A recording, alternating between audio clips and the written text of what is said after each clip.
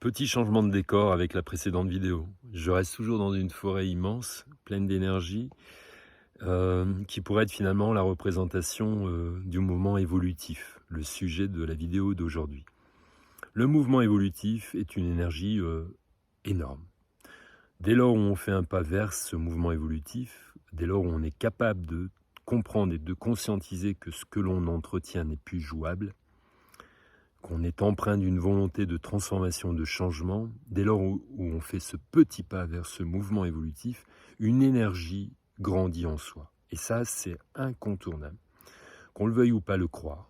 Par contre, si on reste dans une posture rigide d'imaginer que c'est impossible sans y aller, c'est évident qu'on ne peut pas à un moment donné, à l'aide de notre tête, d'imaginer le contenant de cette énergie et de le vivre pleinement.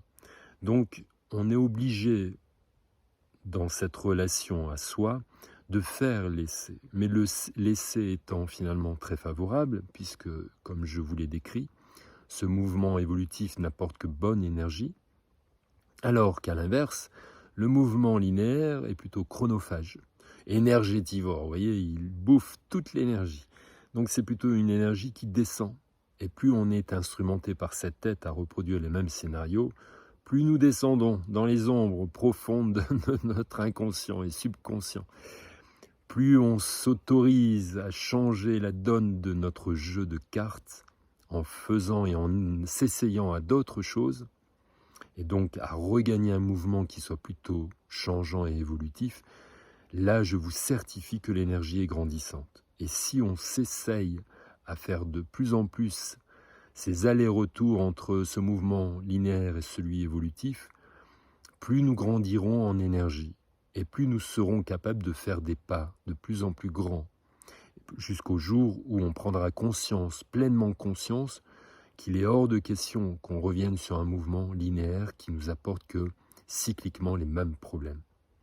Donc vous voyez que la fracture, si je reviens à ce thème de ma première, de la triade de mes vidéos sur le sujet des mouvements et de la cassure, de la fracture, vous vous rendez compte que la fracture est tout à fait nécessaire, puisque la vie n'autorise pas à ce que l'on soit dans une énergie dégradante, ne veut pas de nous, de faire de nous quelque chose qui soit mort quelque part. Elle ne veut que de nous être des êtres pleinement vivants. Donc la fracture est absolument nécessaire. À vous ensuite de savoir si, même avec cette fracture, vous restez dans l'ignorance et persistez dans un mouvement qui ne fait que descendre. Dans ce cas, comme je vous l'ai dit, le linéaire détruit jusqu'à ce fiche éperdument que vous en finissez, enfin que la vie s'éteint en vous. Et là, bien sûr, la mort progressivement.